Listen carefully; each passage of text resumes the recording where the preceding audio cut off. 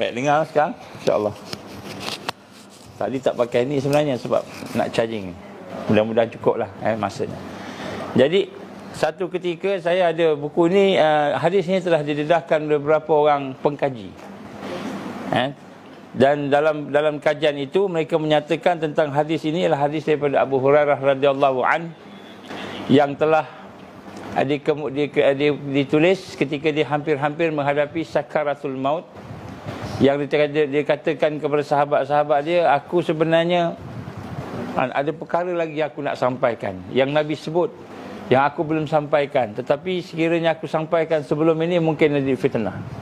Maka aku bimbang aku sampaikan sekarang pun akan jadi fitnah, kerana hadis itu menceritakan tentang masa depan, tentang peperangan dunia pertama, peperangan dunia kedua, peperangan dunia ketiga.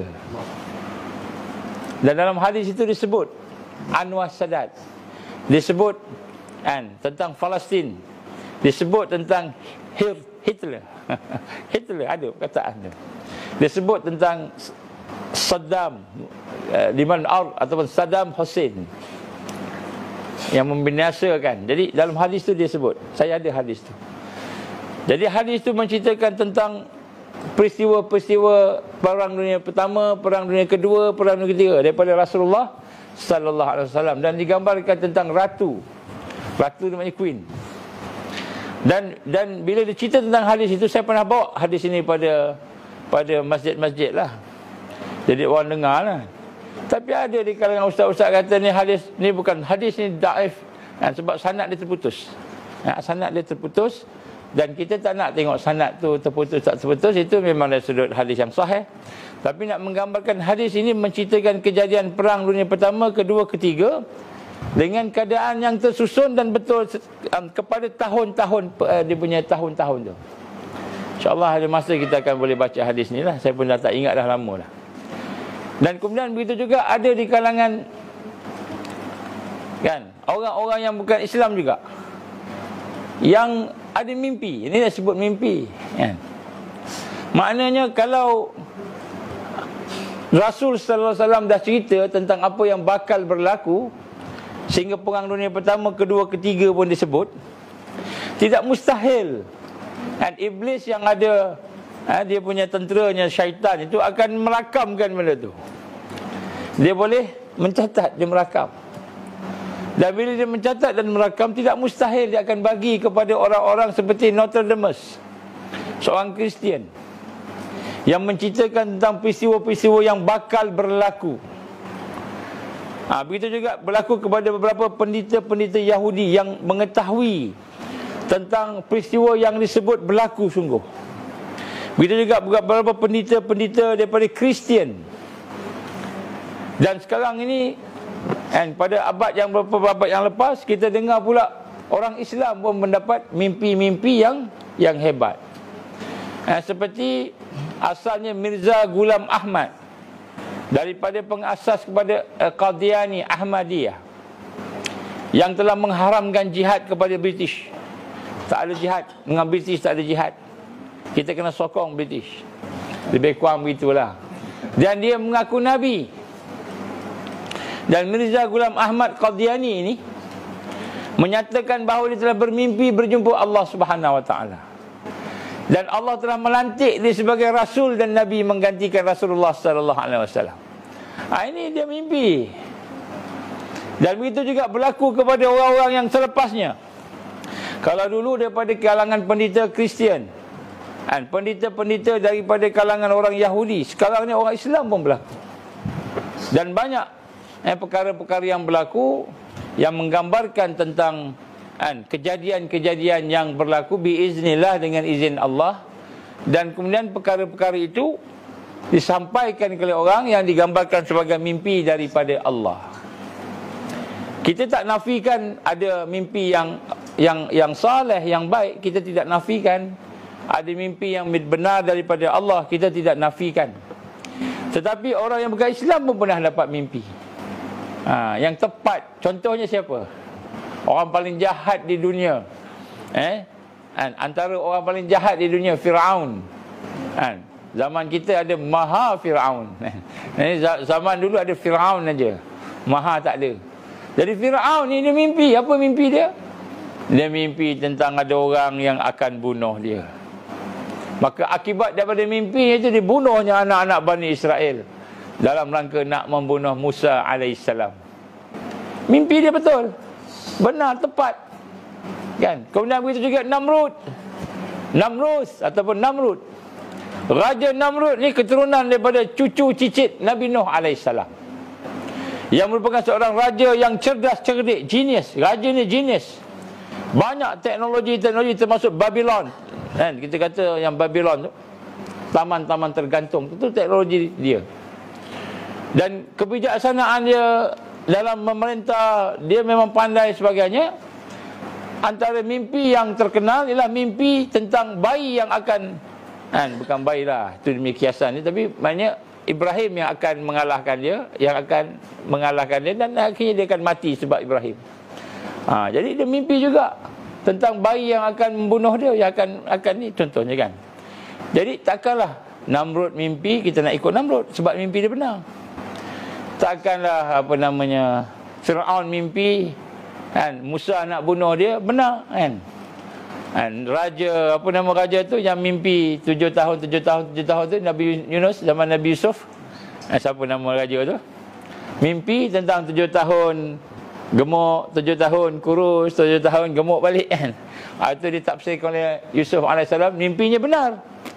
Jadi takkanlah kerana mimpinya benar kita kena follow raja-raja tersebut.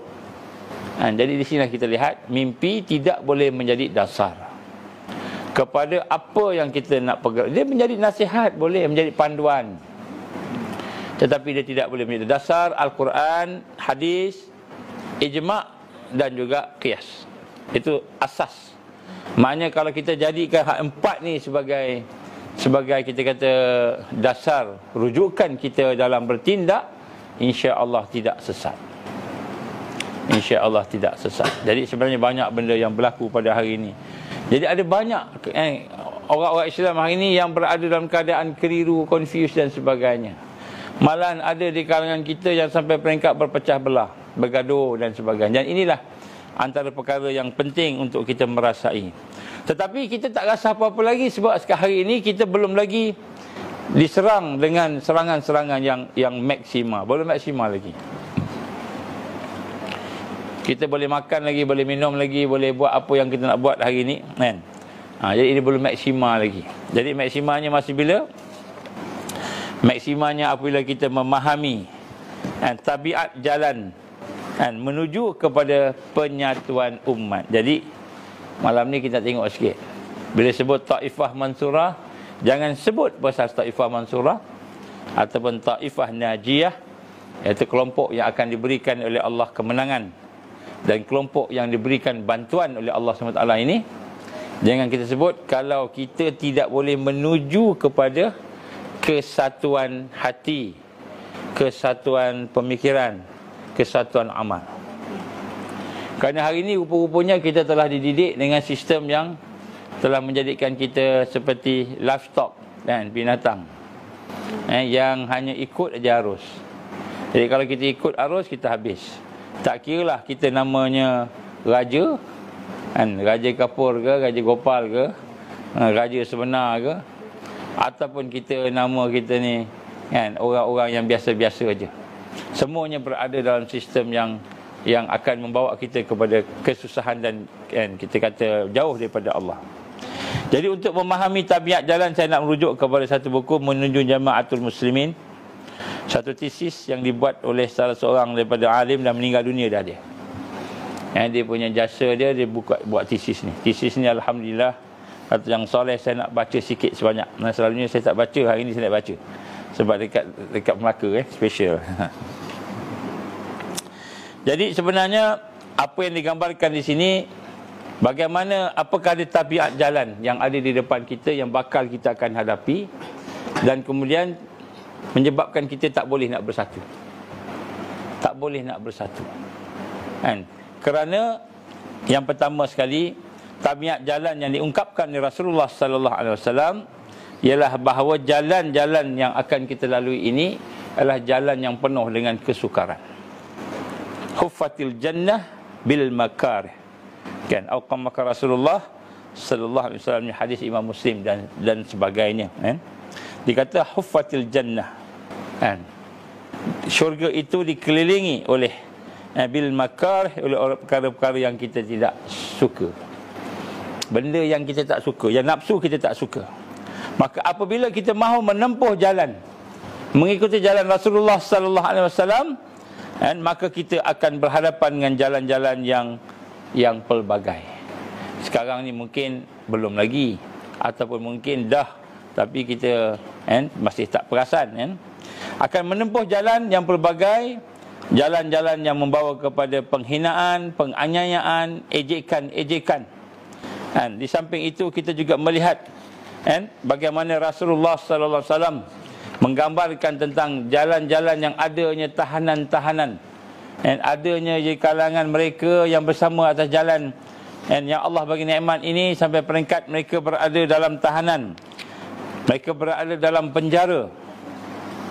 Dan bagaimana Nabi sallallahu alaihi wasallam menceritakan satu hadis, panjang hadis ni, dan hadis riwayat Imam Muslim, bagaimana Nabi kata ada di kalangan orang sebelum kamu yang ditanam sampai ke kepala, ditanam sampai kepala.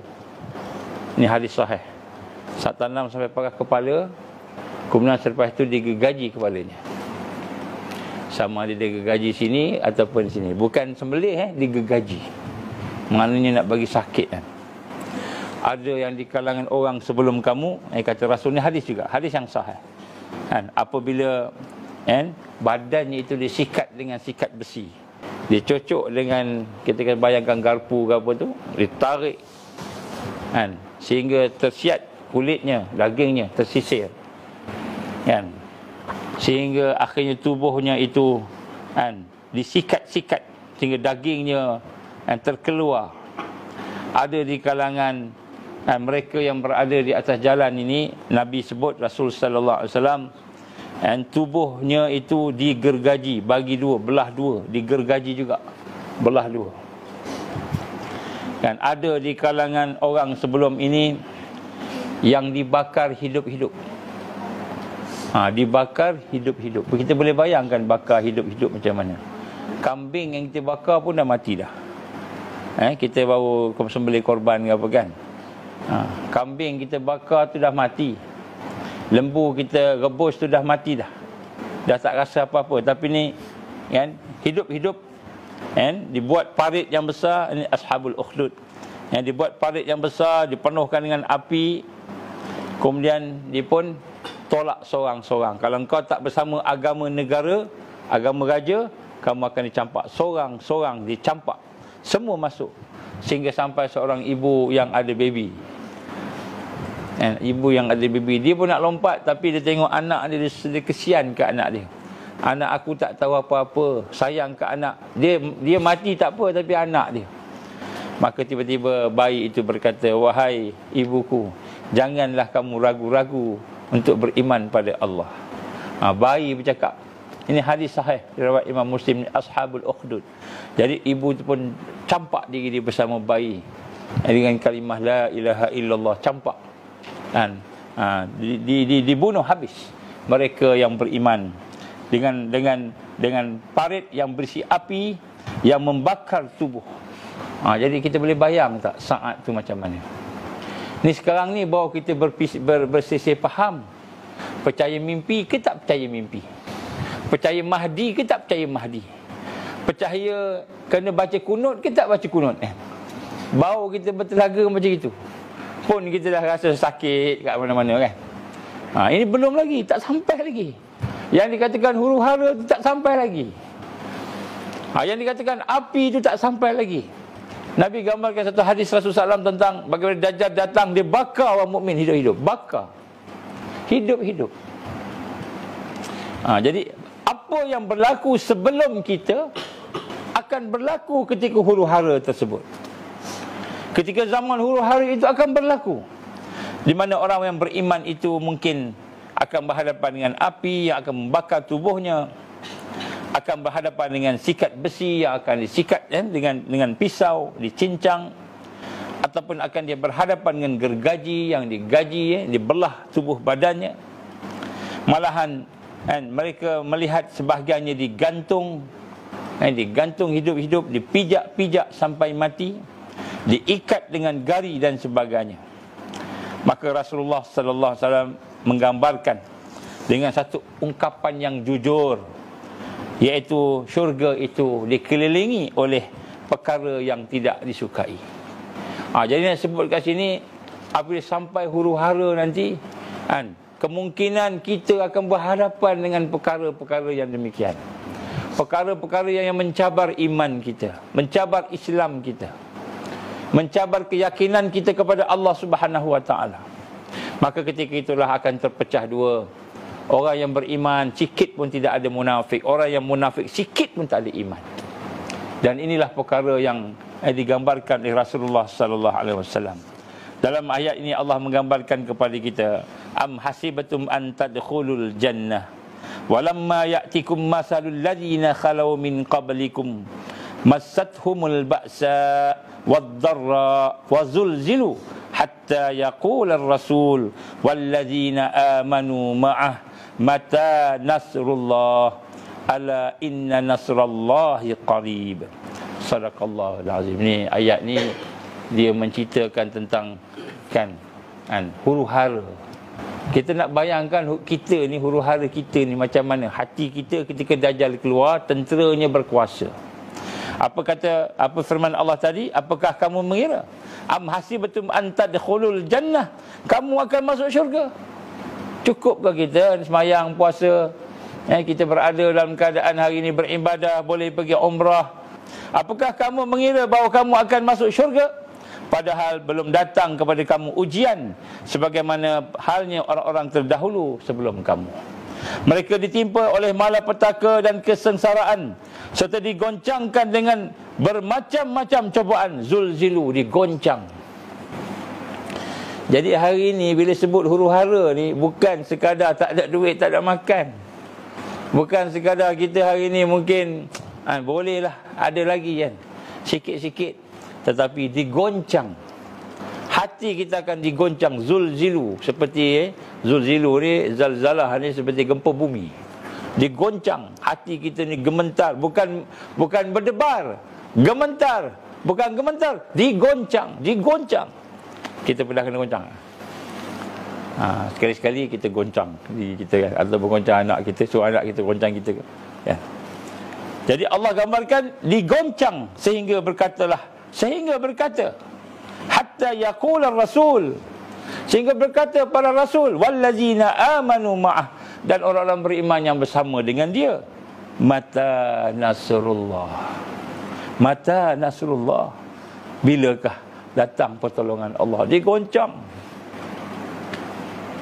Sampai rasul, sampai orang beriman keluar tersebut, bilalah Allah nak tolong, bilalah Allah nak tolong. Ala inna nasrallahi qarib. Ingatlah sesungguhnya pertolongan Allah amat dekat. Kita je rasa situ. Dalam ayat yang lain, am hasibtum an tadkhulul jannah walamma ya'lamillahu allazina jahadu minkum wa ya'lamallahu wa ya'lamus sabirin. Apakah kamu mengira kamu akan masuk syurga padahal belum nyata, belum terbukti? Bagi Allah yang Maha mengetahui itu orang berjihad dan orang-orang yang sabar. Jadi banyaklah ayat-ayat ini. Jadi di sinilah kita nak tengok maksud huru-hara tu ialah kita akan berhadapan dengan goncangan. Kita akan berhadapan dengan kesusahan. Massathumul ba'sa. Kita akan berhadapan dengan ba'sa ni, kesusahan, malapetaka, bencana. Paksa ni susah. Wad-dharra, penderitaan, peperangan yang susah. Maknanya masa tu mungkin ketakutan menguasai hati manusia. Mungkin masa tu tak ada tempat dah nak berlari, tak ada tempat nak lari dah. Mungkin masa tu terkencing agaknya, takut sangat sampai terbuang air besar, takut sangat sampai pengsan mungkin. Jadi di sinilah kita lihat bagaimana huru-hara yang dimaksudkan oleh Dan Allah Subhanahu Wa Taala di sini bukan hanya sekadar huru-hara kita tak boleh ada air sehari, 2 hari, 3 hari. Tak ada makan sehari, 2 hari, sebulan, 2 bulan, 3 bulan tak makan. Ataupun mungkin kita kemarau, kan, kebuluran. Setakat begitu, tetapi sehingga digoncang hati-hati kita tadi. Maka di sinilah, di atas jalan tabiat jalan inilah Rasulullah sallallahu alaihi wasallam menyaksikan hasil perjuangan dan kesudahan dan raja-raja yang zalim. Jadi dia sebut sini, pada masa yang sama, ketika kita digoncang, ketika kita susah tadi, pada masa itulah kita tengok wajah orang yang goncang kita tadi tu, orang yang mendatangkan kesusahan dan biiznillah tadi, raja-raja, raja-raja, Dajjal, tenteranya dan sebagainya tadi, kan, mereka pasti kalah. Mereka pasti kalah. Masa tengah goncang tu, kita pegang dengan Allah. Kenapa? Kita tengok, kan. Ini berita baik. Berita apa berita baiknya?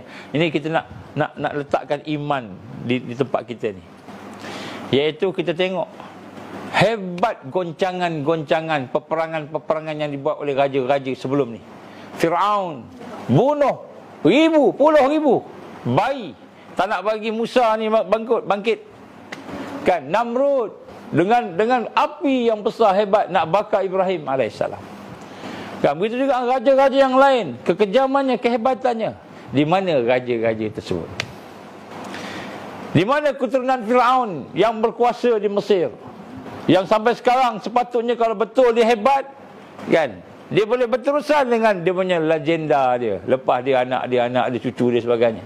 Di mana Namrud? Di mana raja-raja yang hebat yang ada di sekitarnya? Di mana Mongol, Tatar, Genghis Khan yang kita kata hebat sebagainya? Di mana mereka? Habis hancur.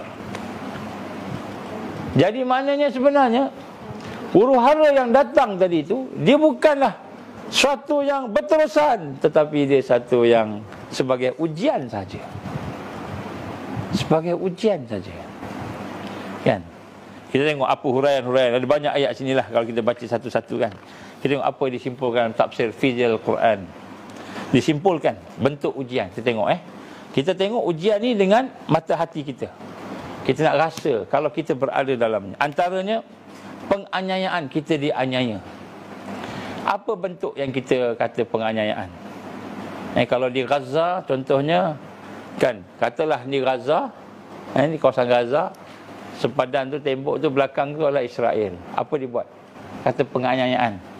Antaranya najis-najis di sana tu, saluran najis tu disalirkan ke dalam Gaza. Bayangkan orang sebelah rumah kita tembuk tandas dia, dia berak, dia apa, masuk rumah kita. Nak buat macam mana? Dia masuk rumah kita. Ini di Gaza berlaku. Orang Islam kita di sebelah West Bank pula, di sebelah kawasan Jerusalem, Baitul Maqdis semua tu, kan, rumahnya tu kalau dia ada undang-undang, kalau rumahnya rosak, rumahnya pun tak boleh repair, tak boleh renovation. Bayangkan, rumah kita dah banyak tahun, mungkin rumah mak ayah kita dulu, kita waris duduk adalah bocor atap, tak boleh repair kena denda. Repair kena denda, silap-silap kena tangkap, silap-silap kena halau dari rumah. Ini undang-undang di Israel ni sekarang. Ini sekarang ni. Contoh. Kalau kita lah duduk kat itu, boleh tahan tak? Berapa lama kita boleh bertahan? Dia ada no vacant act. Maknanya rumah tidak boleh dibiarkan kosong. Kalau rumah tu kosong, maka dia akan jadi hak Israel.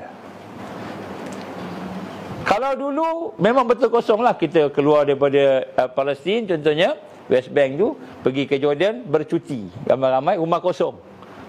Itu jadi boleh menjadi hak milik Israel. Kalau rumah kosong, dia boleh datang sini, tak ada orang, terus jadi dia punya. Ini akta, rumah tak boleh kosong di sana. Untuk orang Palestin je kena, orang Israel tak kena. Kita boleh tahan tak macam tu? Berapa lama boleh tahan? Cikgu, rumah kita ni tiba-tiba kosong, kan. Dulu ada masanya juga. Sekarang ni sampai peringkat Kalau katakan rumah tu kosong sebab pergi kerja, isterinya kerja, anaknya kerja, pergi sekolah ke, ataupun bapaknya pergi kerja, rumah kosong sekejap, sebelah pagi, sebelah tengah hari agaknya, petang agaknya, malam ada orang. Tak, sekarang ni kalau kosong sekejap pun dia boleh gunakan apply akta ni. Jadi akhirnya bila suami keluar, isteri kena duduk rumah. Isteri keluar bekerja, suami kena duduk rumah, bergilir-gilir. Ini penganiayaan. Dari kebatilan, para pelaku kebatilan, kemudian tidak dapat ada siapa boleh tolong. Kalau kita boleh juga, kita kata, marilah pakat-pakat kita buat memorandum, pergi ke raja, buat RCI, berharaplah depan istana raja agung, kan, buatlah apa-apa semua. Tuanku tolong kami, tuanku tolong kami. At least kat Malaysia ni adalah juga. Kemudian raja ni yang prihatin lah, yang tak prihatin pun tak tahu je. Hak prihatin ni keluar, anak apa? Oh, kamu kena aniaya, berkata Sultan Johor. Kami dianiaya oleh kerajaan federal, kata Sultan Johor. Bajet-bajet untuk rakyat Johor disekat dan sebagainya, maka better tidak puas hati, kata Sultan Johor. Adalah pembelaan juga, sejauh mana wallahu alam, tapi ada pembelaan. Tapi nak sebut sini, di Palestin contohnya tak ada. Akan sampai satu masa apabila orang beriman itu dianiaya, dan para pelaku kebatilan, orang yang batil tadi tu melakukan penganiayaan dan tidak dapat penolong. Tak ada orang boleh tolong, tak ada orang boleh bela, tak ada orang boleh mendukung kita menyelesaikan masalah. Ini akan berlaku ni. Dah berlaku dah pun sekarang ni pun. Baik, jadi inilah penganiayaan yang mana pelakunya itu menganiaya dan tidak ada penolong, tidak ada pembela. Ini antara bentuk ujian. Kemudian fitnah. Ini fitnah pula, menimpa keluarga dan orang-orang yang dicintai. Kan? Orang fitnah kita pula. Ini mesti grup anti-vaksin. Tak ambil vaksin, grup anti-vaksin. Anti-vaksin inilah yang memusnahkan negara kita. Keluar fitnah. Padahal anti-vaksin ini, orang tak nak ambil vaksin tu hak dia tak nak ambil vaksin, tapi jadi anti-vaksin pula. Akta, ada pula nak buat akta anti-vaksin, tapi tak berjaya. Jadi fitnah menimpa pula, dituduh macam-macam. Ini grup ni lah, ni grup akhir zaman lah, prepping lah, apa sebagainya. Dan di fitnah tadi tidak ada orang yang boleh membela, tak boleh membela. Jadi ada lagi lah, banyak lah. Ada yang diboykot, dan ada yang diboykot, ada yang macam-macam lah. Jadi nak sebut kat sini banyak lah perkara-perkara yang akan berlaku, yang akan menggoncang. Jadi bagaimana cara kita ingin berhadapan dengan fitnah-fitnah ini, untuk mempersiapkan kita, diri kita berada di dalam apa yang digambarkan sebagai Taifah Mansurah. Inilah antara perkara-perkara yang kena kita sama-sama tengok sikit, ulang kaji lah. Kita ulang kaji pada malam ni tentang perkara-perkara itu yang disebut sebagai fitnah-fitnah, fitnah-fitnah yang ada. Banyaklah fitnah ahlas dan sebagainya. Mana dia ni? Tak jumpa-jumpa. Okey. Baik. Ada 5 persiapan. Saya dah pernah sampaikan benda ni, saya ulang balik. 5 persiapan utama untuk kita berada di dalam Taifah Mansurah. Yang pertama sekali, ialah 5 persiapan ni ialah 5 persiapan untuk kita bangkit. Untuk kita bangkit. Kalau tak, kita tak akan boleh dapat. Yang pertama sekali ialah untuk kita membangkitkan kebangkitan iman dan takwa. Yang pertama, tuan-tuan dan puan Allah, kita tak akan boleh bersama Taifah Mansurah sekiranya iman dan takwa kita tidak tertingkat. Wajib kita meningkatkan iman, wajib kita meningkatkan takwa kita. Kalau takwa tak cukup sekadar takwa, takwa kena ada, takwa kena ada peningkatan. Ya ayyuhallazina amanu taqullaha haqqa tuqatih. Ini pertama. Jadi yang ini saya cakap banyak kali dah, memang kena ulang. Dan tuan-tuan guru pun kita pun kena ulang juga. Iman ni. Apa maksud iman ni? Maksud iman di sini secara umumnya ialah mentauhidkan Allah. Apa maksud mentauhidkan Allah? Mentauhidkan Allah ini maksudnya ialah kita mentauhidkan perbuatan Allah, sifat Allah, nama Allah dan zat Allah. prosesnya. Wajib kita mengenal Allah. Wajib kenal Allah. Jadi hari ini kita kena kenal Allah dengan cara yang paling mudah. Kena meningkatkan iman kita. Yang kedua, kebangkitan ibadah dan akhlak. Yang kedua, untuk kita bersama Taifah Mansurah, kita kena yakin, kita kena faham, kita mesti melaksanakan ibadah. Apa yang wajib, buat semua. Kita tahu wajib je buat. Apa yang haram, tinggal semua. Apa yang Allah haramkan, tinggal. Jadi kita tengok balik hidup kita, ada tak? Kenapa? Kerana di akhir zaman ini, kita akan melihat orang yang tak jaga ibadah, dia tidak akan ada akhlak. Walaupun namanya itu Menteri Agama. Ini tak ada kaitan dengan Menteri Agama sekarang Tapi Menteri Agama lah. Macam mana keadaan dia? Ketika Allah izin ada kebaikan-kebaikan dia, ada allowance dia, ada gaji dia, ada apa dia, maka dia mula bermewah-mewah. Akhlak pun berubah. Agamawan, akhlak dia sama macam artis. Agamawan nak ada apa dia panggil? Ada peminat juga. Follower kan. Dia cari follower juga, cari peminat juga. Jadi sebab itulah nak sebut kat sini, apabila kita tidak meningkatkan ibadah kita, akhlak kita pun tidak akan meningkat. Jadi kita tengok ibadah kita, apa ibadah yang paling asasi sekali? Ibadah solat. Jagalah sembahyang. Jaga sembahyang. Kalau ada kita belajar dengan tok guru, tuan guru, syekh kabir, serban besar, cakap pandai, atau tak ada serban, tak ada janggut pun, cakap pandai, semalam saya bermimpi jumpa Allah. Allah berkata A, B, C, D. Jadi sungguh A, B, C, D. Maka kita tahu betul. Sembahyang pun tidak. Bila dia tak sembahyang, merengan-rengankan sembahyang, maka dia bukan dakwah Islam, da'iyah. Sesat. Jadi salah satu benda yang nak tengok, kalau tuan-tuan guru ni tak sembahyang, tak jaga sembahyang, kemudian tak ikut syarak, dia dah sampai makam apa? Makam paling tinggi, kekasih Allah. Dia dah sampai makam kekasih Allah, kemudian selepas tu, oleh kerana dah makan kasih Allah, boleh tak apa, saya salam dengan awak, saya peluk dengan awak, laki perempuan tak apa, hati saya pada Allah dah, tak pada awak dah. Dia melanggar syarak. Mana-mana manusia yang melanggar syarak, tak kira lah namanya syekh kabir, tok guru, maha guru, apa pun yang melanggar syarak, maka dia adalah sesat. Ini benda yang kadang-kadang kita tak nampak, tapi dia ada magic, dia ada karamah. Apa karamah dia? Dia berada dua tempat dalam satu masa. Dia guna hantu gaya, boleh lah. Guna hantu gaya, boleh lah. Dia boleh jalan atas air. Dia guna jin, boleh lah jalan atas air. Sihir.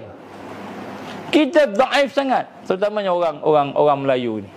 Daif sangat. Tengok orang tu ada kekuatan, ada kelebihan, ada kehebatan, boleh buat sesuatu yang ajaib. Ini karamah. Ini karamah, ini kemuliaan. Bukan, sihir. Sihir. Musalamatul kazzab. Musalamah al-kazzab ni, dia pun sihir juga.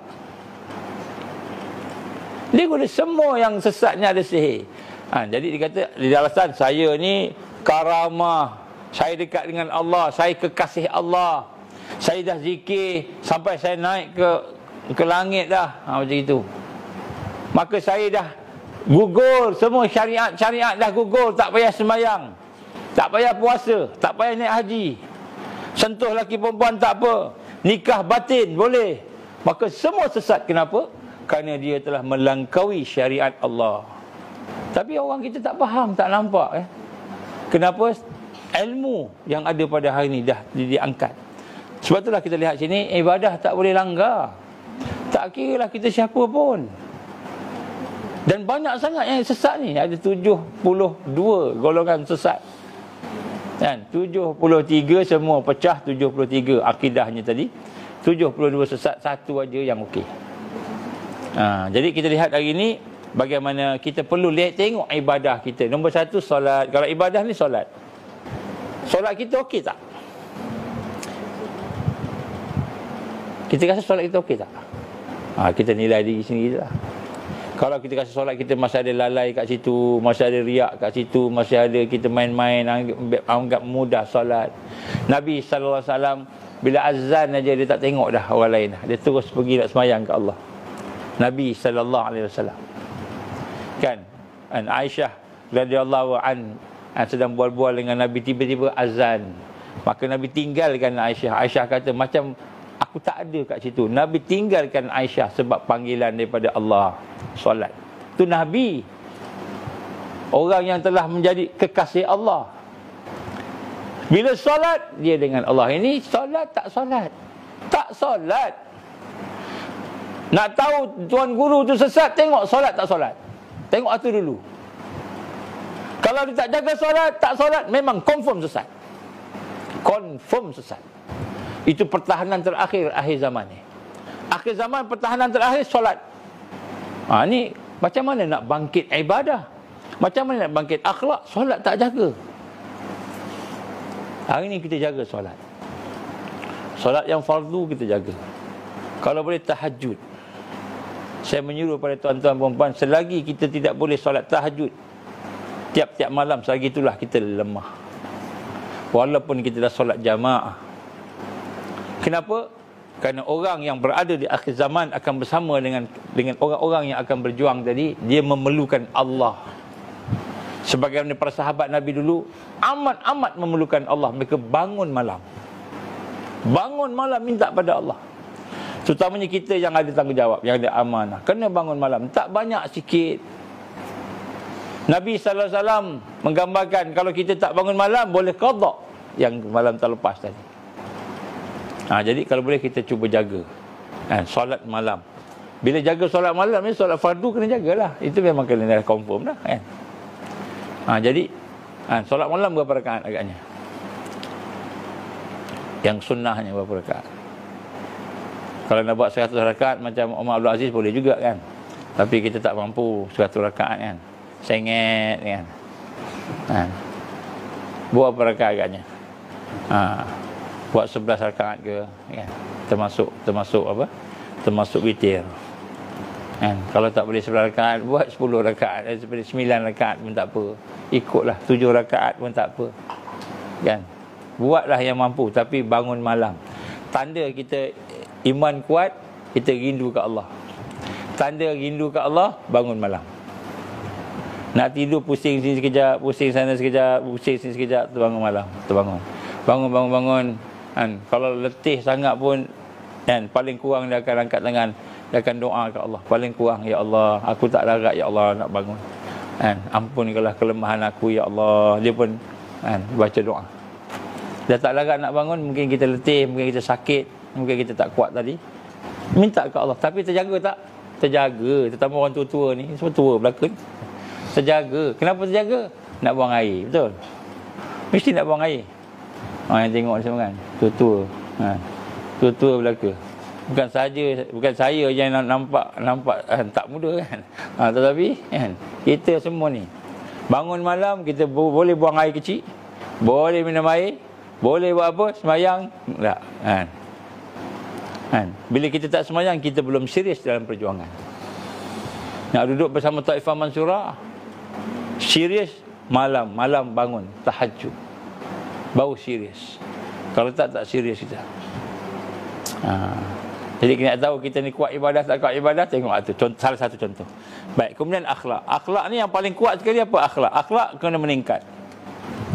Akhlak yang paling best sekali. Apa dia akhlak yang paling best sekali? Akhlak yang paling best yang boleh menyebabkan kita mendapat keampunan Allah, boleh menyebabkan kita boleh masuk syurga tanpa hisap, ialah apabila kita tengok siapa musuh kita, tengok siapa orang buat jahat kat kita, tengok siapa orang aniaya kita, orang zalim kat kita tu, maafkan dia. Ni akhlak paling kita boleh balas, kita boleh maki dia, kita boleh buat jahat kat dia, kita boleh sihir dia, Kita boleh santau dia. Kalau kita nak buat lah, kita kata boleh, kita nak kacau dia. Tapi, ya Allah, aku maafkan dia kerana Engkau, ya Allah. Ini akhlak paling mulia. Maknanya akhlak yang paling hebat, yang paling Allah suka ni. Jadi kalau kita boleh buat hak tu, insya-Allah yang lain-lain pun boleh buat. Tengok siapa yang musuh kita, siapa yang menyebabkan kita marah, siapa yang menyebabkan kita jadi tak elok ni. Kan? Sebab yang jadikan kita tak elok tu izin Allah kan? Izin Allah. Dan bila kita boleh memaafkan dia tadi, maka Allah SWT akan mengampunkan kita. Ini akhlak berkita dengan sesama manusia. Sebab tu khairun nas anfa'uhum linnas. Sebaik manusia mereka yang bermanfaat kepada yang lain. Bermanfaat pada lain ni bukan bagi duit RM10 je, tak. Bermanfaat pada lain bila dia buat jahat kat kita, kita maafkan dia. Hari ni forget tak kan? I forgive you kan? Saya dah maafkan kamu. Tapi ingat, boleh bangkit, terutamanya perempuan, isteri kepada suami ni. Ni tak ada kaitan dengan mana-mana perempuan-perempuan yang ada ni kan. Fitrah perempuan ni, dia suka kan cakap kan, suami dia seolah suami dia tak buat apa-apa kan, dia je buat semua kan. Akhirnya dia membelakangkan suami dia. Besar tu. Dan sebab tu hari ni kita, kalau ada orang buat salah kat kita, nombor satu kan, kita nak jadi orang yang dekat dengan Allah, maafkan dia. Kalau kita boleh maafkan dia, lupakan kesalahan dia, maka Allah akan naikkan darjat kita. Terutamanya bila kita ada kedudukan, boleh balas. Boleh balas. Sebab tu orang beriman, orang Islam, dia bukan nak cari gaduh. Tak suka cari gaduh. Tak suka cari gaduh. Yang suka cari gaduh ni kan, orang yang tidak beriman, yang tidak Islam. Orang beriman Islam, dia boleh tahan, dia boleh sabar. Kecuali bila berlaku benda yang berlawan dengan hak tadi, maka dia akan pertahankan hak. Itu lainlah. Hak Islam, bukan hak peribadi. Jadi akhlak ni kita kena tengokkan satu. Kita ada satu persiapan. Ini persiapan nak duduk dalam Taifah Mansurah. Kita takkan berjumpa dengan orang yang baik-baik kalau kita tak baik. Sebab tu kita kena tengok balik kebangkitan tadi. Kemudian yang ketiga ialah kebangkitan hati kita nak sayang kepada saudara kita, sahabat kita. Sayang, ukhuwah. Ini kebangkitan. Kebangkitan untuk kita nak rasa sayang pada makhluk. Tengok makhluk, nampak kebaikan dia. Ini perkara yang bakal kita hadapi ni. Kita akan berhadapan dengan ramai orang yang sakit. Sakit yang paling hebat sekali, sakit psikologi ni, dengan sakit jiwa. Itu paling hebat sekali. Sehingga kan ramai orang akan mati sebab sakit jiwa. WHO menyatakan bahawa penyakit yang akan menyebabkan ramai orang mati pada tahun 2020 ialah penyakit stres. Ini 10 tahun lepas disebut. Saya pun fikir, kenapa stres? Kan, dia cakap antara dulu jantung stres. Jantung stres. Rupanya sungguh-sungguh berlaku sekarang. Stres. Pakai itu. Pakai kan. Pakai itu. Jaga tadi pagi kan. Tuan tolong pakai mask. Kan. Dia suruh pakai mask. Okey. Saya pun ambil mask. Kan. Baru nak pakai lift datang. Kan, tutup, saya pun letak balik. Tak, ini contohlah. Stres, kita stres. Bila tak ada mask tu, keluar kereta, terlupa buat mask. Kan? Mask tak ada, macam mana ni. Kalau perempuan boleh guna tudung ni, tutup kita kan. Laki-laki tak ada tudung kan. Stres. Rupa-rupanya serangan meninggalkan stres kat kita. Jadi ramai stres. Ada bunuh diri stres. Sebab stres bunuh diri. Baik. Jadi sebab tu kita nak kena lihat, tengok, nak pandang kasih sayang. Banyakkan senyum. Macam mana nak senyum? Macam mana nak senyum selalu?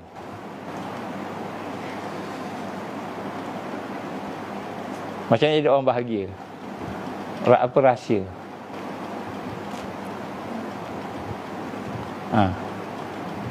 Ada orang ni kan?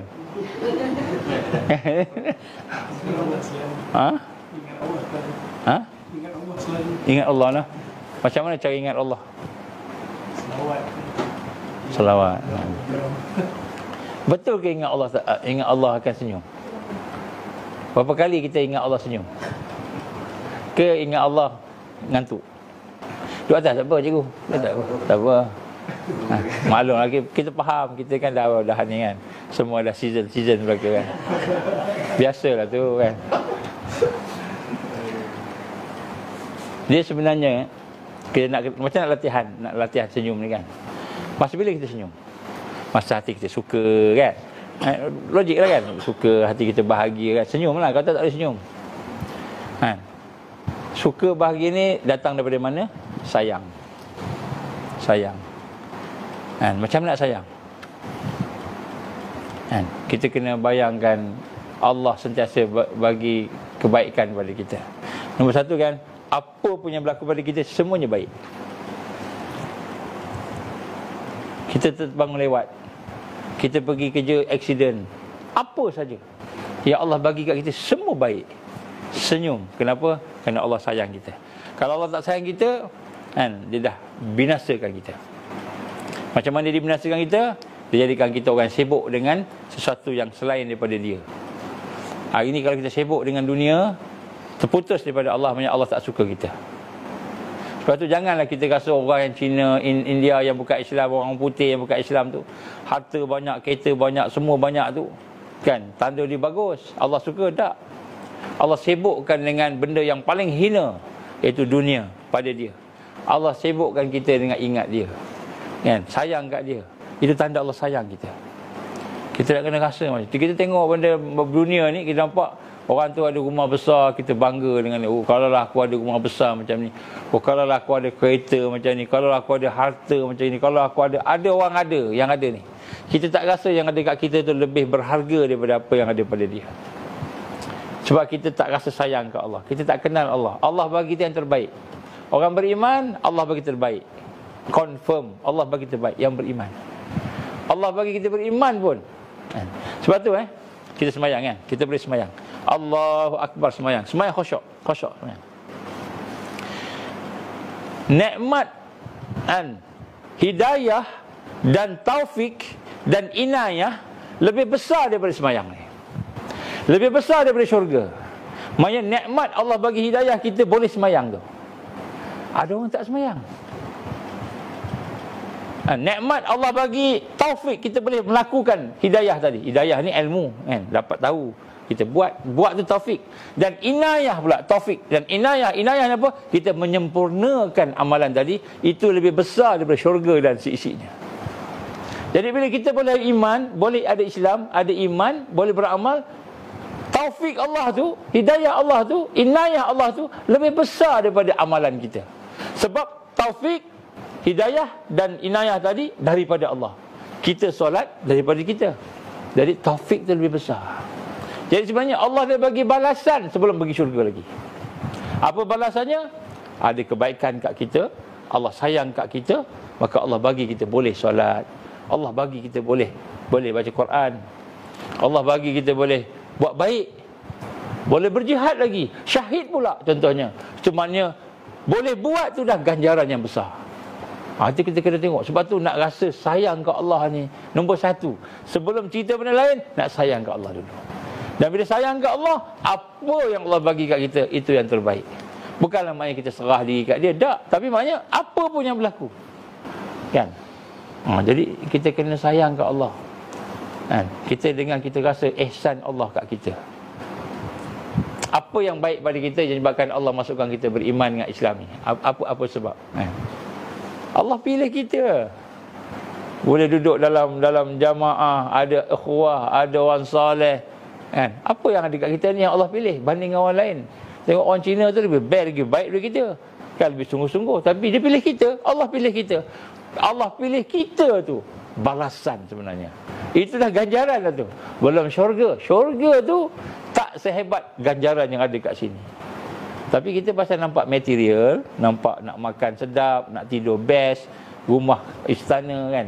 Jadi kita nampak material tu, maka kita kata nak syurga. Sedangkan hidup berjuang itu. Boleh berjuang, boleh iman, boleh Islam, boleh sembahyang. Itu taufik, hidayah dan inayah Allah itu dah besar dah sebenarnya. Jadi kita nak cakap Alhamdulillah ni, nak cakap Alhamdulillah tu pun dah satu balasan daripada Allah. Sebab kebaikan, sebab kasih sayang Allah yang Allah berikan pada kita. Jadi sebab tu kita nak kena sayang ke Allah. Bila boleh sayang ke Allah, baru boleh sayang ke makhluk. Sebab tu kita test. Macam mana nak test sayang ke Allah? Sentiasa ingat Allah. Banyak ingat Allah, kita sayang ke Allah. Sebab tu macam mana cara kita nak latih supaya sayang ke Allah? Kita banyakkan ingat Allah. Banyakkan tasbih, tahlil, tahmid, takbir. Kita banyakkan zikir. Banyakkan selawat. Banyaknya dia Allah akan bagikan satu kasih sayang. Ini kekuatan. Baru kita boleh sayang sahabat kita. Kalau tak, kita sayang sahabat kita mesti sebab lain. Apa sebabnya? Sebab sahabat kita sama boleh buat projek dengan kita. Dapat duit, dapat sesuatu. Kalau kita sayang Allah, maka kita akan dapat itu. Jadi ini penting, ini persiapan. Sebab tu nak bersama dengan Taifah Mansurah ni, dia bukan susah, tak susah, tapi menyebabkan kita ni, kita terlupa dengan nikmat Allah bagi tadi. Yang keempat, kebangkitan, persiapan kita nak kena buat amal secara bersama-sama. Wahdatul amal. Saya sebut kita kena self-governance. Sekarang ni kita kena fikir, kita nak independent. Ini perkataan ni agak apa? Agak bahaya sikit. Kita nak berdikari. Jangan bergantung dengan makhluk. Berdikari. Apa nak buat?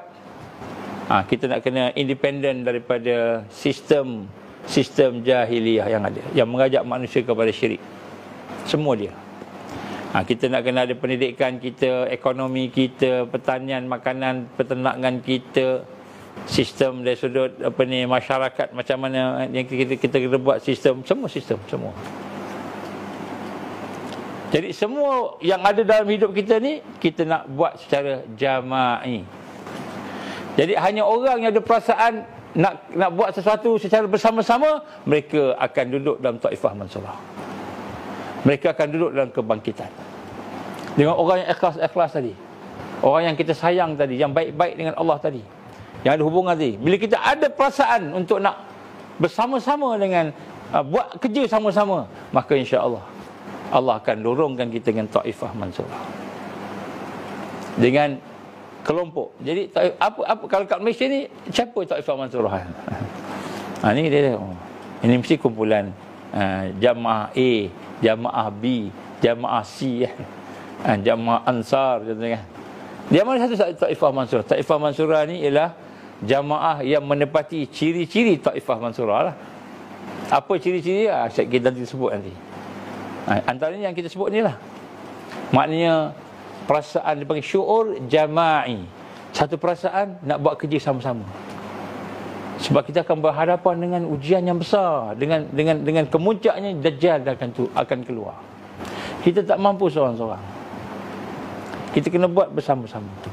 Ini adalah satu persiapan untuk kita berhadapan huru-hara tadi. Mungkin lepas ni akan timbul fitnah. Contohnya saya kena fitnah. Contohnya tuan-tuan kena fitnah. Kan, ujian, orang fitnah, orang tiba-tiba keluar fatwa sekian. Kita kenal lah ni, sekian kan. Kena fitnah. Tiba-tiba kena tangkap, tiba-tiba kena penjara, tiba-tiba kena aniaya, tiba-tiba kena rampas harta semua. Fitnah orang boleh buat. Ni zaman tipu daya kan. Di mana ukhuwah tadi? Di mana ukhuwah? Tadi saya jumpa dengan seorang kawan kita. Dia kata, bila orang tu jemput pasal perjuangan aja, dia mesti berhadapan dengan kesusahan. Maka bila sahabat kita yang ada pada hari ini, kita tak doakan dia, maka kita bimbang fitnah tu datang kat kita. So doakan sahabat-sahabat kita. Sahabat-sahabat kita. Lagi kita dengar dia sakit, kita doakan dia. Lagi kita dengar dia keadaan susah, kita doakan dia kebaikan kepada dia. Jadi doa ni adalah amal yang pertama sebelum kita buat projek-projek amal yang lain. Jadi contohnya, kalau kita kata okey, ada projek pertanian, peternakan, perladangan.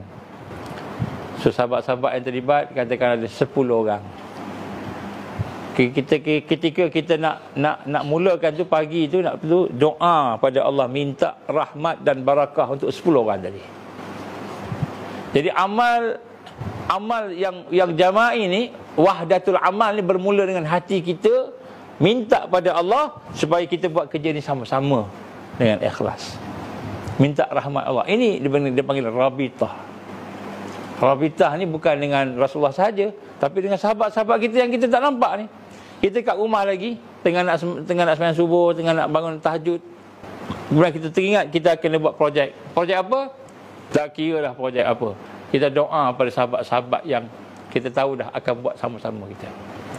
Inilah yang dilakukan oleh jamaah Brigade Al-Qassam yang ada di Gaza. Sehingga kan bila ada kalangan mereka yang syahid, nak syahid, katakanlah minggu ni nak ada serangan, nak syahid, tengah solat subuh tu, Allahu Akbar, solat subuh, tengah solat subuh bau wangi, bau wangi syuhada. Jadi orang syahid ni dia ada bau wangi. Jadi kita tak ada orang yang syahid lagi kan, tak ada bau wangi. Jadi baunya wangi. Jadi ketika solat tu dah ada bau wangi dah. Jadi bila habis solat, masing-masing tengok sepeluk. Kalau kau syahid minggu ni, engkau besok tariklah aku masuk dalam syurga, sebab engkau pergi dulu daripada aku. Kalau engkau syahid, engkau tariklah aku, masing-masing.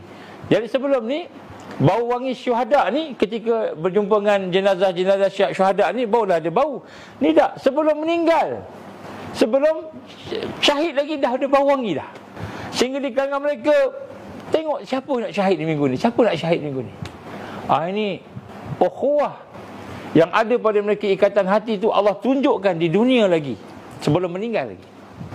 Ini satu benda yang jarang kita tengok dalam kehidupan kita. Yang kelima, yang terakhir ialah kita kebangkitan dari sudut kebangkitan dari sudut perjuangan, jihadul ulia kita sebut. Kebangkitan dari sudut perjuangan, jihadul ulia, perjuangan yang tinggi, jihad yang tinggi. Maknanya siapa di kalangan kita yang paling sayang dengan sahabat dia tadi, yang bersama-sama nak buat kerja tadi, dan siapa di kalangan kita yang sanggup berkorban untuk sahabat dia tadi, untuk perjuangan tadi, maka dialah orang yang paling bersedia untuk bersama dengan Taifah Mansurah.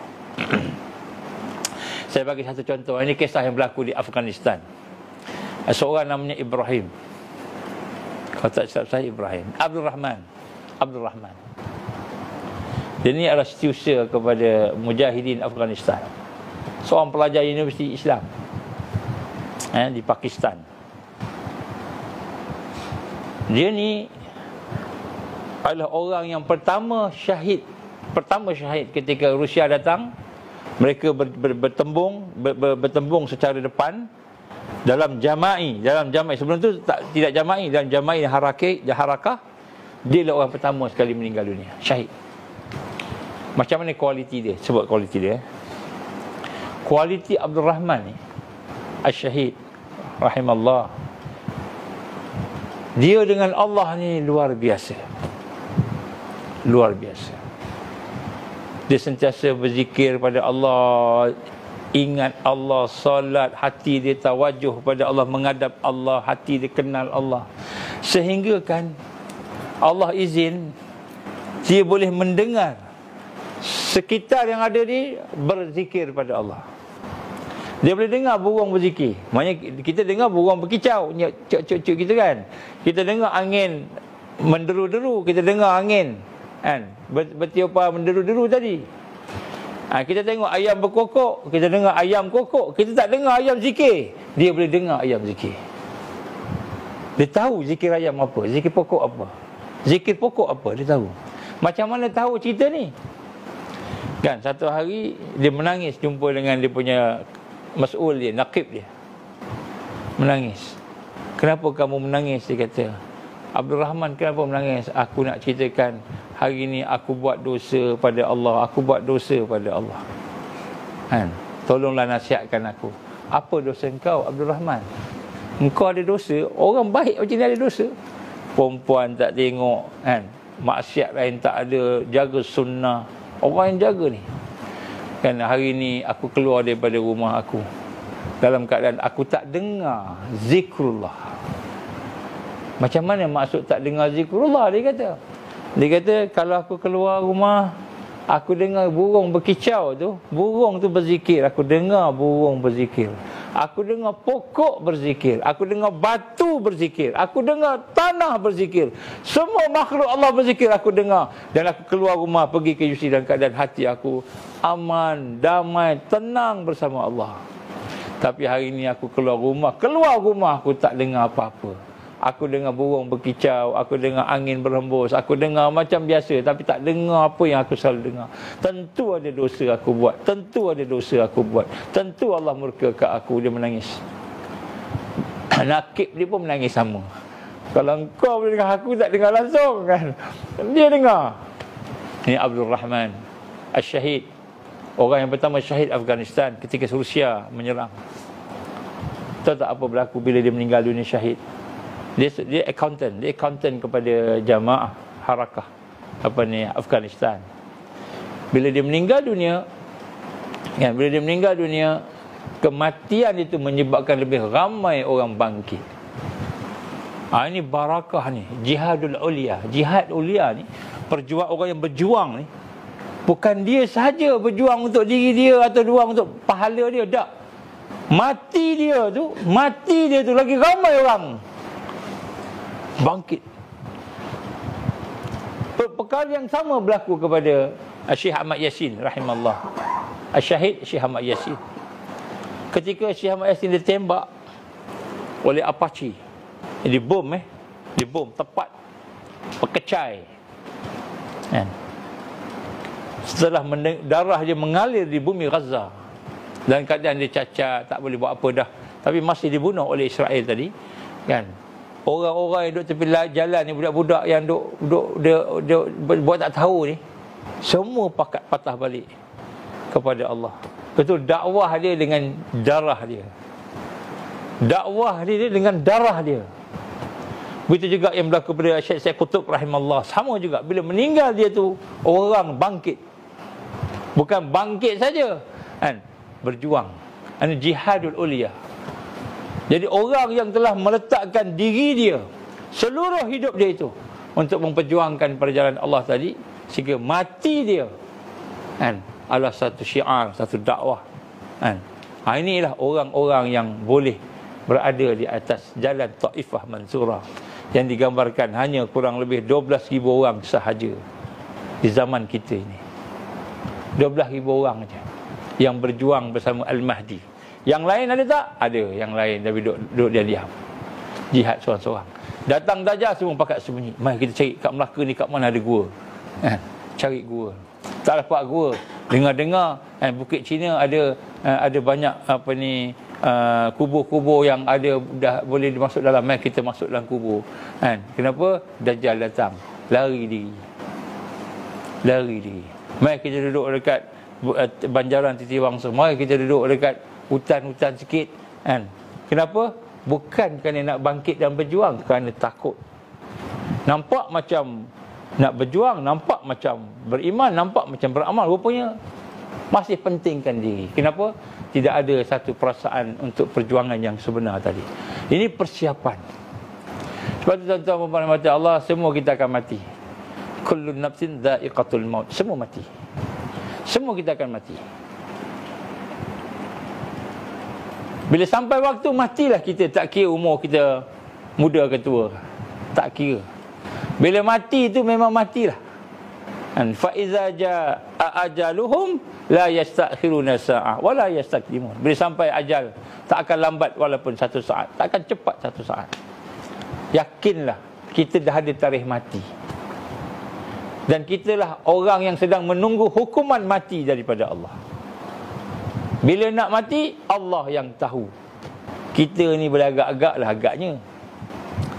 Oleh itu kita ni sebenarnya bukan tak akan berdepan dengan mati kalau kita pengecut, kalau kita takut, kalau kita buat tak apa-apa, nanti kita lambat mati. Tak, sama mati juga.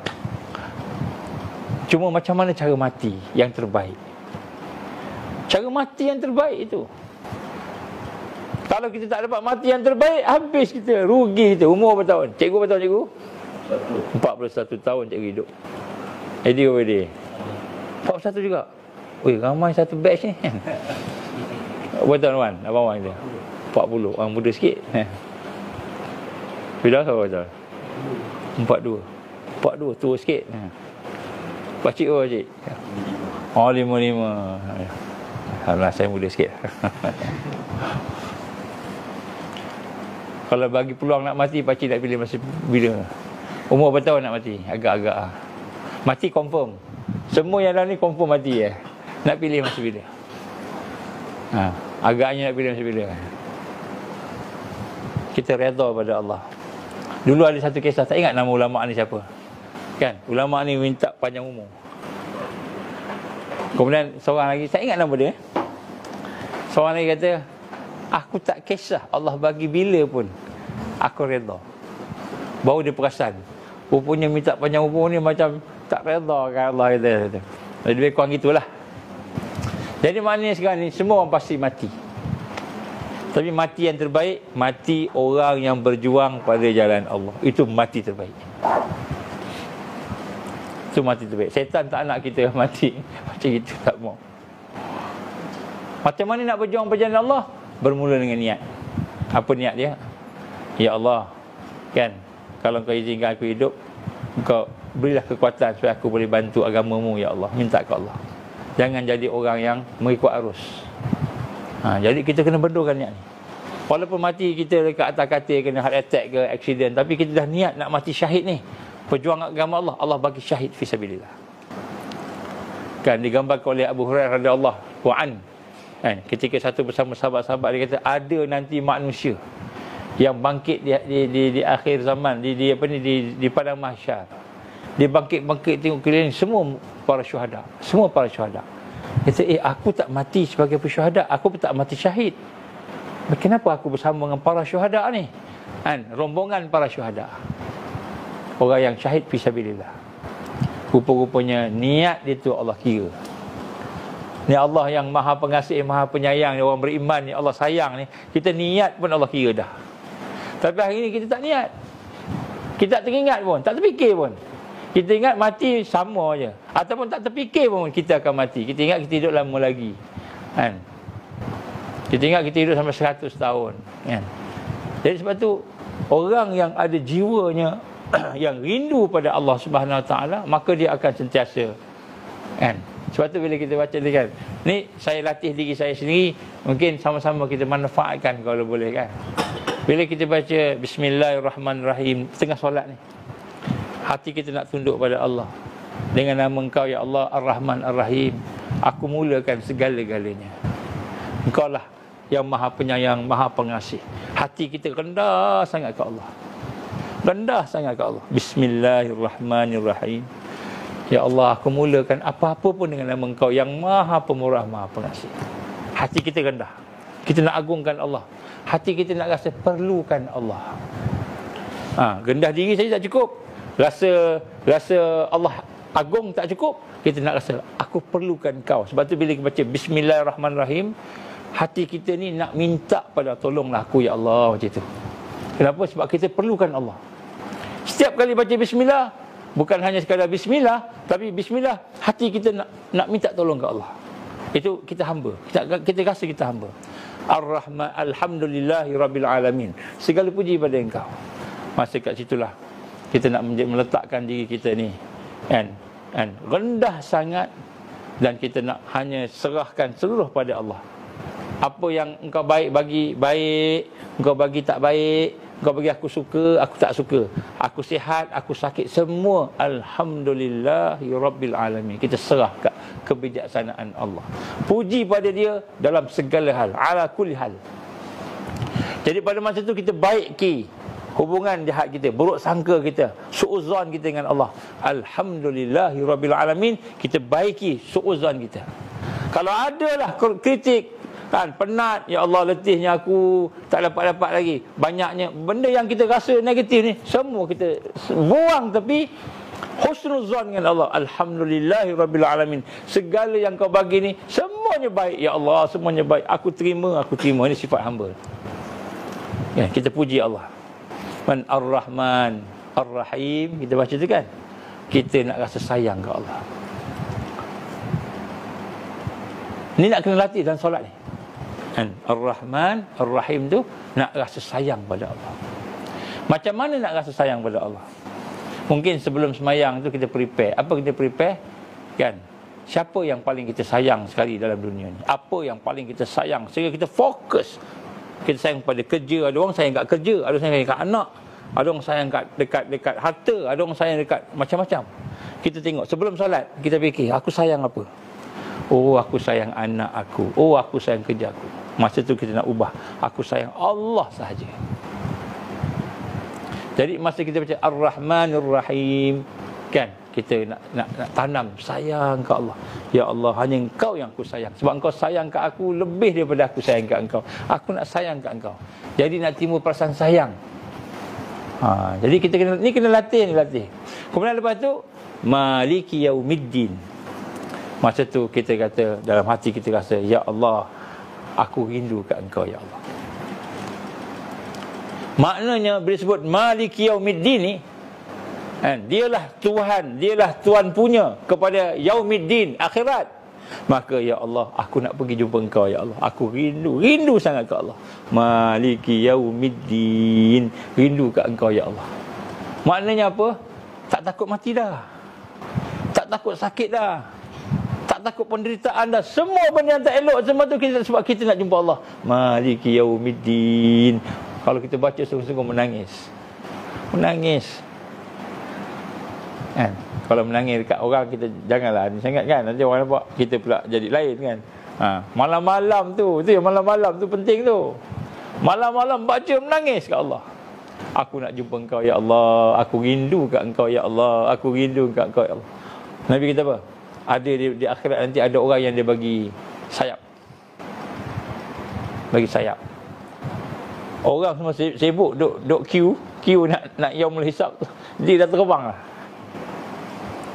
Dia terbang tak nampak neraka pun. Terbang. Antaranya digambarkan. Antaranya dia rindu ke Allah. Antaranya.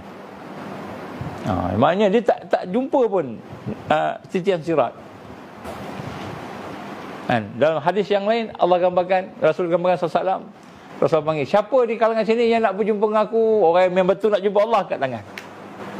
Maka kata, ya wahai umat hamba ku, kenapa enggak jumpa engkau? Suka ke jumpa dengan aku? Kami suka ya Allah, kami rindu, tapi kami malu, takut dosa, malu banyak dosa ya Allah, nak jumpa engkau tapi kami nak jumpa engkau. Maka ketahuilah aku ampunkan dosa kamu, masuk syurga tanpa hisap. Ada hadis Nabi sallallahu. Jadi rindu ni dia tak boleh datang tanpa kita nak rasai daripada dunia ni. Kena rasai dunia ni, rindu ke Allah. Jadi Maliki Yaumiddin, dialah pemilik hari akhirat, dialah Tuhan punya, dialah raja hari akhirat kan.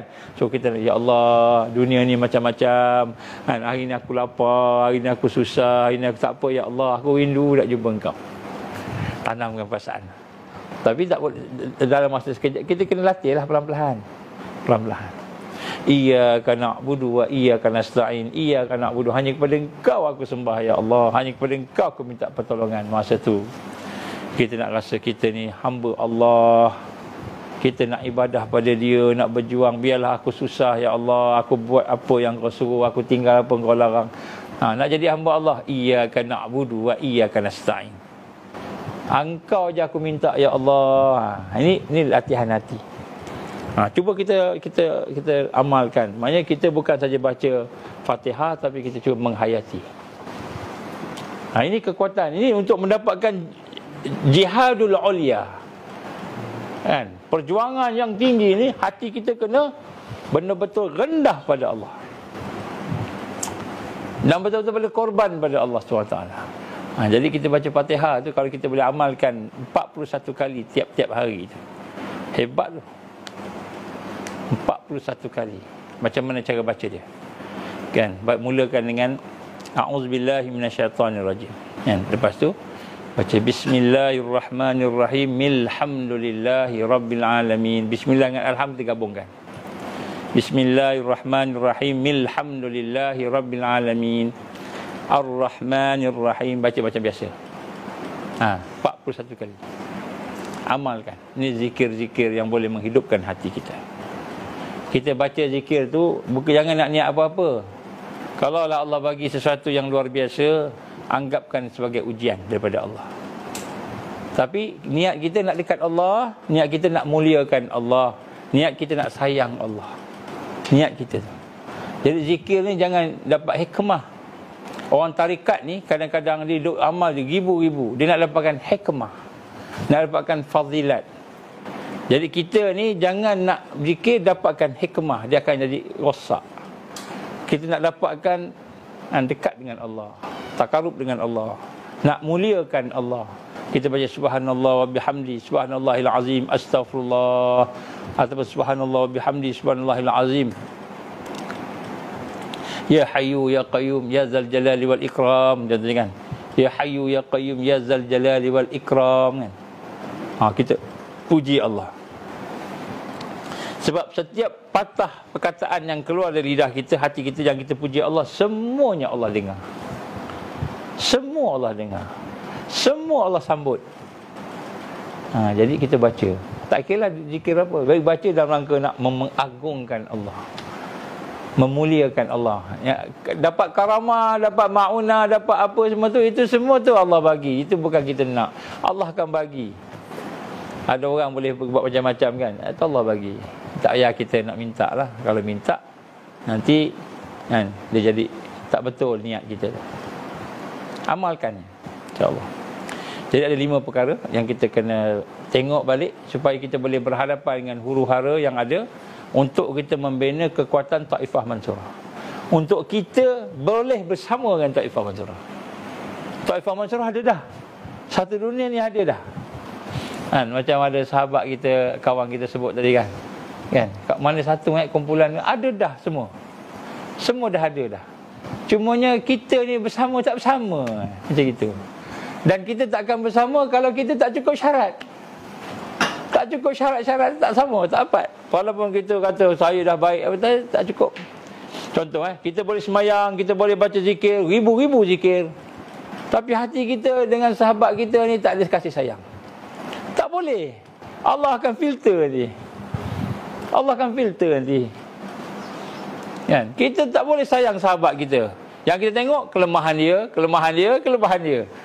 Kita tengok kekurangan dia. Muka dah lah tak handsome, perangai buruk. Itu yang kita nampak. Kita tak nampak ada akhlak dia yang baik, tak nampak benda yang baik kat dia kan. Allah pilih dia tadi. Kita nampak buruk. Kita tak akan bersama dengan Taifah Mansurah. Walaupun Taifah Mansurah bersama kita, Allah akan filter. Kita terkeluar. Yazbillah min zalik. Jadi huru-hara ni kita tak boleh berdepan seorang-seorang. Huru-hara kita kena bersama dengan jamaah, dengan sahabat-sahabat.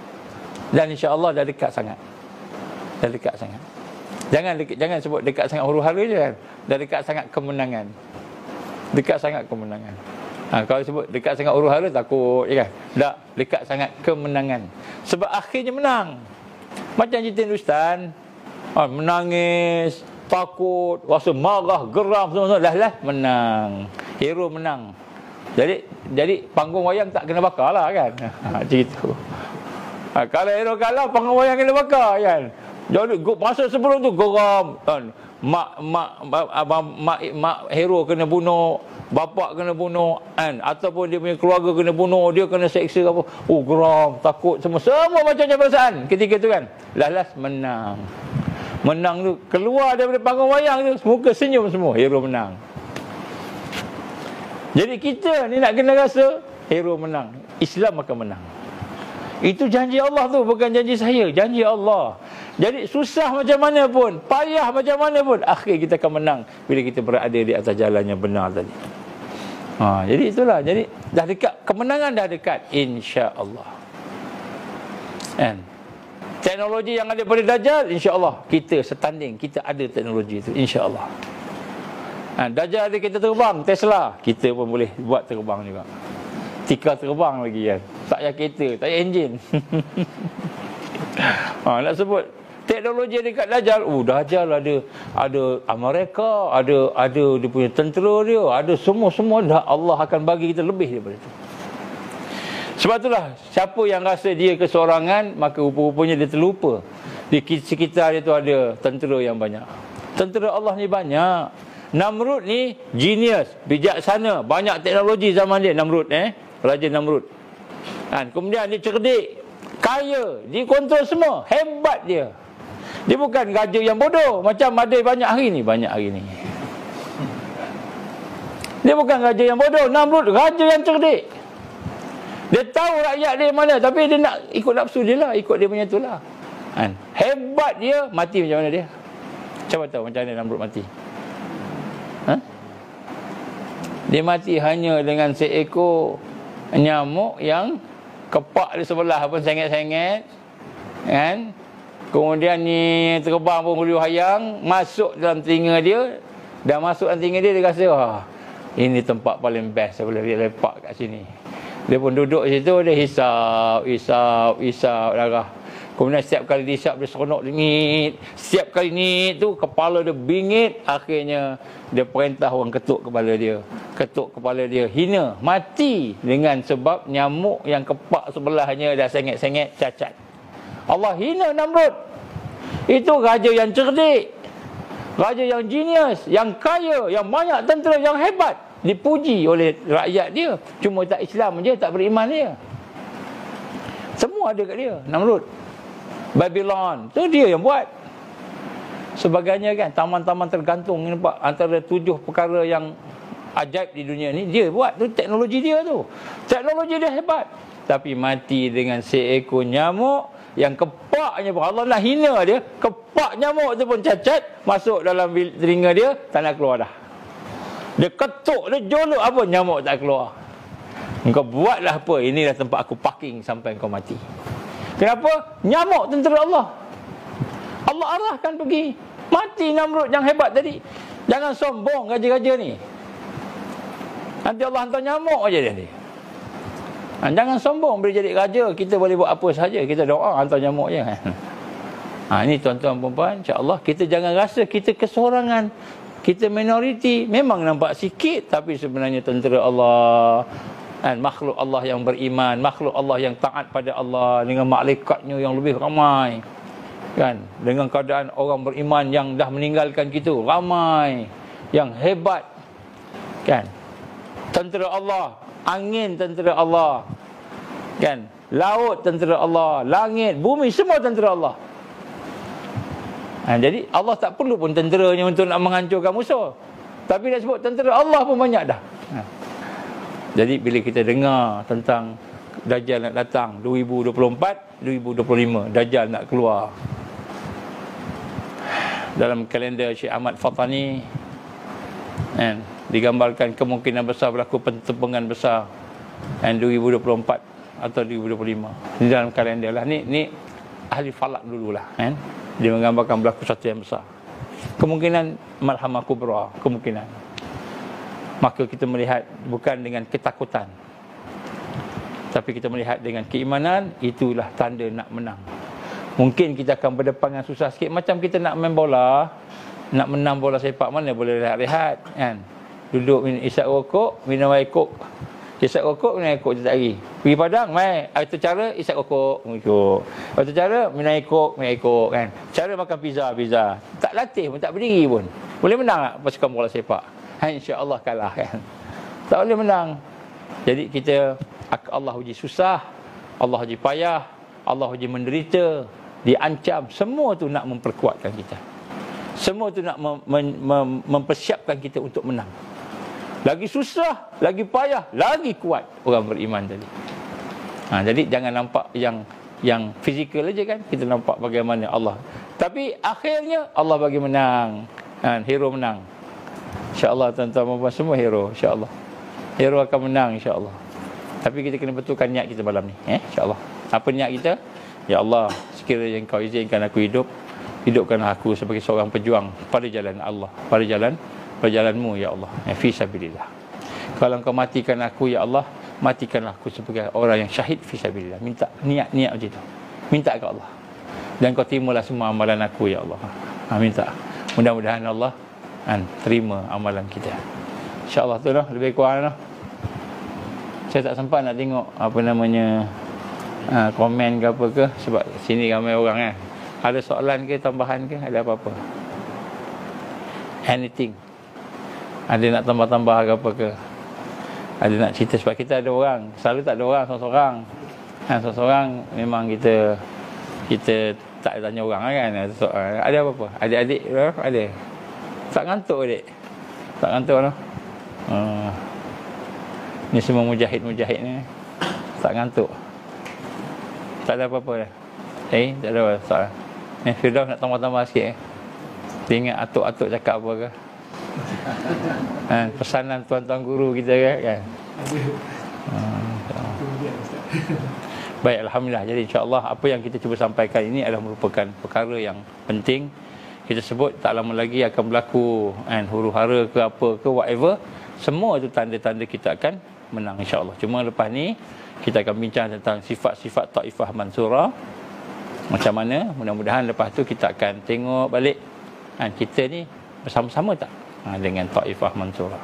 Kalau kita tak bersama-sama, maknanya kita tak persiap diri kita lah. Macam kita nak masuk universiti, kita kena siapkan diri kita, baru kita boleh masuk kan universiti tu. Samalah. Kalau kita nak bersama dengan jamaah yang akan diberikan kemenangan oleh Allah, kita mesti duduk dalam tarbiyah, mesti duduk dalam dakwah, mesti duduk dalam program-program jihad fisabilillah, supaya kita dapat bersama-sama dengan mereka yang berjuang tadi, insya-Allah. Aku liqauli hadza astaghfirullahalazim li wa lakum. Insya-Allah kita baca doa. A'udzubillahi samil alim minasyaitonir rajim. Bismillahirrahmanirrahim. Alhamdulillahi rabbil alamin wassalatu wassalamu ala asyrafil anbiya'i wal mursalin wa ala alihi wa sahbihi ajma'in. Allahumma innaka ta'lam anna hadhil qulub qad istamat ala mahabbatik wal taqat ala ta'atik wa tawahhadat ala da'watik wa ta'ahadat ala nasrati syari'atik. واثق اللهم رابطتها وأدمدها واهدها سبلها واملأها بنورك الذي لا يخبو واشرح صدورها بفعل الإيمان بك وجميل التوكل عليك وأحييها بمعرفتك وأمتها على شهادتك في سبيل يا الله إنك نعم المولى ونعم النصير. اللهم انصر الإسلام والمسلمين والمستضعفين والمجاهدين في كل مكان في كل زمن. اللهم انصرنا يا الله على تارك الدعوة وتارك التربية وتارك الجهاد في سبيل الله.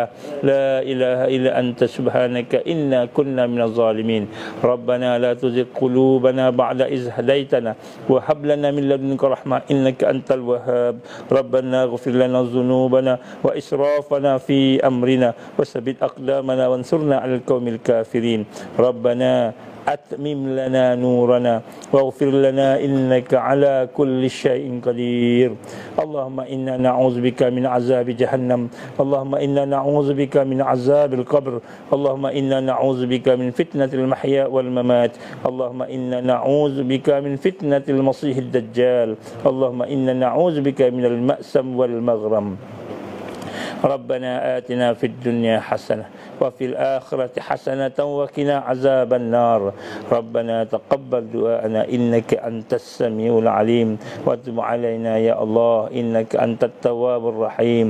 وصلى الله على سيدنا محمد وعلى آله وصحبه وبارك وسلم. سبحان ربك رب العزة عما يصفون والسلام على المرسلين والحمد لله رب العالمين. سبحانك اللهم وبحمدك أشهد أن لا إله إلا أنت أستغفرك وأتوب إليك. بسم الله الرحمن الرحيم. والعصر إن الإنسان لفي خسر إلا الذين آمنوا وعملوا الصالحات وتواصوا بالحق وتواصوا بالصبر. وبالله التوفيق والهداية. السلام عليكم ورحمة الله وبركاته. Alhamdulillah, jazakumullah khairan katsira kepada semua, juga kepada tuan rumah.